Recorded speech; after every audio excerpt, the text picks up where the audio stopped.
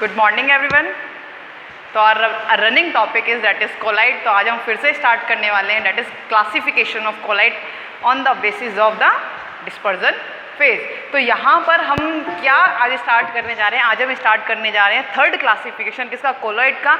और आज किसके बेस पर होगा? आज होगा पार्टिकल साइज किसका? डिस्पर्जन फेज के पार्टिकल साइज के बेस पर। तो लास्ट से लास्ट टाइम की फर्स्ट क्लासिफिकेशन जो हमने पढ़ा था वो हमने पढ़ा था on the basis of their physical state, और सेकेंड हमने पढ़ा था on the basis of their interaction, ठीक है, on in between of dispersion phase and dispersion medium. तो आज हम पढ़ने जा रहे हैं कि on the basis of the particle size of dispersion phase, ठीक है। तो हम इसके बेसिस पर हम इसको डिवाइड करते हैं, कितने में करते हैं? 3 कैटेगरी में। लेकिन इस जो कोर्स में है इस बार है हमारा सिर्फ और सिर्फ 2, डेट इज मल्टीमॉलिक्यूलर एंड मैक्रोमॉलिक्यूलर कोलाइड। तो हम स्टार्ट करने जा रहे हैं मल्टीमॉलिक्यूलर कोलाइड एंड द मैक्रोमॉलिक्यूलर कोलाइड, ठीक है। तो यहाँ कुछ डिफरेंसेस लिखे हुए हैं कि दोनों में आखिर डिफरेंस क्या है। तो इन्हीं के बेसिस पर हम पता लगा सकते हैं कि मल्टीमॉलिक्यूलर कोलाइड क्या होता है और मैक्रोमॉलिक्यूलर कोलाइड क्या होता है। फिर हम बात करते हैं कि इनके नाम में ही इनकी डेफिनेशन छुपी है। जस्ट ये यहाँ आपको दिखाई दे रहा है जो डिफरेंस है, सिर्फ यहाँ मल्टी है और यहाँ क्या लिखा हुआ है? मैक्रो। तो इन दोनों को आप कोरिलेट कैसे करोगे? जैसे मैक्रो आपने पढ़ा होगा ना, माइक्रो और मैक्रो। माइक्रो मतलब बहुत ही टिनी पार्टिकल्स, यानी कि बहुत छोटा पार्टिकल जिसको हम कहेंगे, यानी कोई भी छोटी सी चीज़, टिनी सब्सटेंस, दैट इज हम we called that is micro. और मैक्रो जब हम किसी बड़े सब्सटेंस की बात करते हैं तो यहाँ पर कुछ ना कुछ ऐसा होगा कि इस कोलाइड में जो मॉलिक्यूल है वो बड़े साइज का होगा, that is macro molecule. I think you got it, ठीक है। और मल्टी मॉलिक्यूल मतलब हम बात करते हैं ना, जैसे कि हम कहते हैं you are a multi talented, यानी कि आप बहुत सारी चीज़ें एक साथ कर सकते हो। मल्टी वही चीज़ है कि यहाँ पर जो मॉलिक्यूल होंगे वो क्या होंगे? वो काफ़ी सारे वहाँ पर प्रेजेंट होंगे। ये क्या होगा?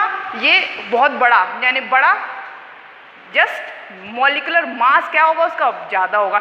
ऑब्वियसली बात है, एटम बड़ा है, मॉलिक्यूल बड़ा है, तो उसका मॉलिक्यूलर मास भी ज़्यादा होगा। लेकिन हम वहाँ बात करते हैं तो दैट इज मल्टी मॉलिक्यूलर। उसमें जो मॉलिक्यूल प्रेजेंट होंगे कोलॉइड के बनने में, जो डिस्पर्जन फेज के जो पार्टिकल प्रेजेंट होंगे वो क्या होंगे? In the number of they are large, ठीक है, लार्ज नंबर में प्रेजेंट होंगे किसमें? मल्टी मॉलिक्यूलर में।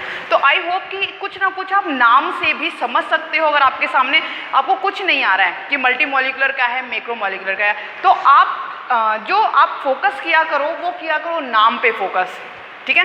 थोड़ा सा अगर आप नाम को समझ सकते हो तो आप उसकी डेफिनेशन भी इजीली लिख सकते हो। इसीलिए मैं हर एक टॉपिक को स्टार्ट करने से पहले उसका जो नाम है उसको आपको डिफाइन करती हूँ, ताकि अगर आपको कुछ भी ना आए तो उस जो नाम में छिपी हुई जो वर्ड्स हैं, जो डेफिनेशन है, वो आप गेट कर सको। तो इसीलिए हमने देख लिया है मल्टी मॉलिक्यूलर और मैक्रोमॉलिक्यूलर के जो नाम है उसमें आप क्या पता लगा सकते हो। तो हम फर्स्ट स्टार्ट करते हैं that is multi molecular colloid. तो यहाँ सबसे फर्स्ट आपको बात जो ध्यान रखनी है वो ये है, बेशक मल्टी है, मैक्रो है या थर्ड अगर हम बात करते हैं दैट इज एसोसिएटेड, जो इस बार आपके में नहीं है तो हम उसकी बात भी नहीं करेंगे। एसोसिएटेड, ठीक है। तो यहाँ है क्या? Main thing is that is colloid, यानी कि इसमें आप कितने ही पार्टिकल की बात कर लो, बड़े छोटे पार्टिकल की बात कर लो, लेकिन जो रेंज होगी पार्टिकल की वो क्या होगी? वो सिर्फ और सिर्फ कोलॉइड की ही रेंज होगी। ऐसा नहीं बेशक आप वहाँ मैक्रोमॉलिक्यूलर ले रहे हो तो पार्टिकल की जो रेंज है वो चेंज हो जाए, नहीं, रेंज किसकी रहेगी? कोलॉइड की ही रेंज रहेगी। बेशक उसमें फिर चाहे वो बड़ा पार्टिकल लो, छोटा पार्टिकल लो, ज़्यादा पार्टिकल लो, कम पार्टिकल लो, लेकिन रेंज किस में रहेगी? वो कोलॉइड की ही रेंज रहेगी, ठीक है। तो हम बात करते हैं फर्स्ट मल्टी मॉलिक्यूलर कोलॉइड। तो ये कैसे फॉर्म होते हैं? Formed by aggregation of large number of atom. जो मैंने अभी आपको बताया था, मल्टी मतलब क्या होंगे? काफ़ी सारी चीज़ें। तो यहाँ मॉलिक्यूल की बात हो रही है तो मॉलिक्यूल भी ज़्यादा नंबर में प्रेजेंट होंगे। तो ये कैसे फॉर्म होते हैं? Formed by aggregation of large number of atom and molecule. यहाँ पर अगर हम मल्टी मॉलिक्यूलर कोलाइड बनाना चाह रहे हैं तो हम क्या लेंगे? डिस्पर्जन फेज, यानी कि जो हम उसमें मिला रहे हैं एज अ सॉल्यूट, हम स्लैंग अपनी लैंग्वेज में हम उसको यूज़ कर सकते हैं सॉल्यूट के वर्ड में। तो जो हम सॉल्यूट वहाँ पर मिला रहे हैं वो कैसे? ज़्यादा नंबर के उसमें प्रेजेंट होंगे क्या? एटम या फिर मॉलिक्यूल। तो वो जो कोलॉइड बनेगा वो कैसा होगा? That is multi molecular. और हम सभी जानते हैं जो रेंज है वो कितनी होनी चाहिए? Less than 1 nanometre. I hope clear रहा होगा। अगर वहाँ पर अगर हम बात करते हैं मैक्रो मॉलिक्यूलर कोलॉइड की, मैक्रो फिर से मैक्रो वर्ड आ गया, यानी कि वो साइज में मॉलिक्यूल कैसे होंगे, बड़े होंगे। तो देख लेते हैं क्या डेफिनेशन होगी। Formed by large size atom, वही बड़ा साइज का एटम होगा, लार्ज साइज एटम और मॉलिक्यूल, या तो वो एटम या फिर मॉलिक्यूल से मिलकर बने होंगे। Example that is polymer. Polymer क्या होते हैं, पॉलीमर, इसमें क्या होते हैं, बहुत सारी यूनिट एक साथ जुड़ती चली जाती है, काफ़ी लॉन्ग चेन प्रेजेंट होती है पॉलीमर्स में, ठीक है। तो ये क्या होंगे, अगर long chain polymer, long chain कोई पार्टिकल है तो ऑब्वियस सी बात उसका मॉलिक्यूलर मास क्या होगा, वो भी काफ़ी ज़्यादा होगा। तो इसीलिए हमने यहाँ पर यूज़ किया है एग्जाम्पल में पॉलीमर। अगर हम उसके एग्जाम्पल की बात करते हैं मल्टी मॉलिकुलर में, तो just like as a gold sol, example आप यहाँ पर लिख सकते हो इसका, गोल्ड सोल और S8। S8 means that is sulphur, ठीक है। S8 है क्या, सल्फर। तो यहाँ पर ये क्या है, सल्फर भी कैसा कोलाइड बनाता है, मल्टी मॉलिकुलर कोलाइड। क्यों, सल्फर को हमने क्यों कंसीडर किया, क्योंकि आपको पता है कहने में सिर्फ वो सल्फर है, लेकिन एक सल्फर किससे, वो 8S से मिलकर बना हुआ होता है, 8, यानी कि उसमें क्या होंगे, एक सल्फर, हम बोल सिर्फ सल्फर रहे हैं तो, लेकिन उसका रिप्रेजेंटेशन होता कैसे है, दैट इज S8, यानी कि किस फॉर्म में प्रेजेंट होता है। कुछ सल्फर की जो स्ट्रक्चर होती है वो कुछ इस तरीके से होती है, क्राउन शेप में, ये होती है सल्फर की स्ट्रक्चर, ये होती है क्राउन शेप में।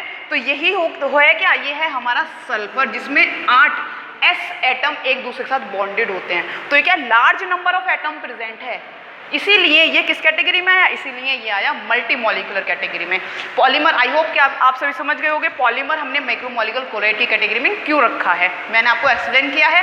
सेकंड पॉइंट की तरफ चलते हैं। तो ऑब्वियस सी बात है, यहाँ मॉलिकुलर मास की बात हुई है, तो उसके कंपैरिजन में, किसके, मैक्रोमॉलिक्यूलर के कंपैरिजन में मल्टी मॉलिकुलर का मॉलिकुलर मास कैसा होगा, ऑब्वियस सी बात है कम ही होगा, क्योंकि वहाँ मैक्रो बड़े साइज का मॉलिक्यूल प्रेजेंट है, लेकिन यहाँ पे नंबर्स में प्रेजेंट है मॉलिक्यूल, ठीक है। तो यहाँ क्या लिखा है, molecular mass are not very high है, इस पर भी मॉलिकुलर मास प्रेजेंट है, लेकिन जब कंपेयर कर रहे हैं तो कंपैरिजन जिससे कर रहे हैं उसमें ज़्यादा है, इसीलिए लिखा है are not very high. High तो है, समझ गए होंगे। यहाँ पे है मैक्रोमॉलिकुलर, मैक्रोमॉलिकुलर की बात करते हैं, ऑब्वियस सी बात है इसमें क्या होगा, ज़्यादा मॉलिकुलर मास प्रेजेंट होगा, हाई मॉलिकुलर मास। ओके, तो ये सेकेंड नंबर है, ये थोड़ा इससे हाइड हो चुका है, ओके, ठीक है। अगर हम थर्ड पॉइंट की बात करते हैं तो थर्ड पॉइंट क्या है हमारा, atom and molecules held together by weak force. यहाँ पर क्या होगा, मल्टी मॉलिकुलर में जो एटम प्रेजेंट होंगे एक दूसरे से बॉन्डेड होंगे, वो कौन से फोर्स से बॉन्डेड होते हैं, वो होता है हमारा weak force, and we all know that the weak force is the van der Waals force, ठीक है। तो यहाँ जो एटम, कौन से में, मल्टी मॉलिकुलर कोलाइड में जो एटम प्रेजेंट होते हैं वो एक दूसरे से वीकली बॉन्डेड होते हैं, उनमें जो फोर्स काम कर रहा होता है वो कैसा होता है, वो वीक होता है, वो इजीली ब्रेक डाउन हो जाएगा। तो यहाँ पर जो फोर्स है that is a von der Waals force. Next हम बात करते हैं मैक्रोमॉलिकुलर की। तो due to long chain reason, यहाँ पर फिर पॉलीमर है, पॉलीमर मतलब एक ही पार्टिकल, जैसे कि अगर हम पॉलीथीन की बात करते हैं, पॉलीथीन क्या है, पॉलीथीन भी हमारा क्या है, एक पॉलीमर है। पॉलीथीन, उसमें थीन मॉलिक्यूल है, इथीन मॉलिक्यूल, हर बार वही इथीन मॉलिक्यूल एक बाद जुड़ता चला जाता है, यानी कि एक लॉन्ग चेन होती है किसकी, इथीन की, तो वही बनता है हमारा पॉलीथीन। पॉली मतलब बहुत सारे मॉलिक्यूल, आई थिंक कि आप गेट कर पा रहे हो। तो ये क्या है, polythene that is a polymer, उसमें क्या होता है, लॉन्ग चेन होती है। Due to long chain van der Waals force holding them are comparatively strong. यहाँ पर भी जो वर्क कर रहा है फोर्स, वो भी क्या है, वॉन डर वाल फोर्स ही है, लेकिन जब हम फिर वही बात कंपैरिजन कर रहे हैं तो कंपैरिजन में हमारा, इसके कंपैरिजन में मल्टी मॉलिकुलर है, इसमें भी वॉन डर वाल फोर्स है, लेकिन इसमें भी वॉन डर वाल फोर्स है, लेकिन इसके कंपैरिजन में इसमें जो von der Waals force work करता है वो स्ट्रॉन्ग होता है, ठीक है। दोनों में वॉन डर वाल फोर्स है, लेकिन इसके कंपैरिजन में इसमें जो von der Waals force work कर रहा होता है किसमें, मैक्रोमॉलिकुलर में, वो कैसा होता है, स्ट्रॉन्ग होता है।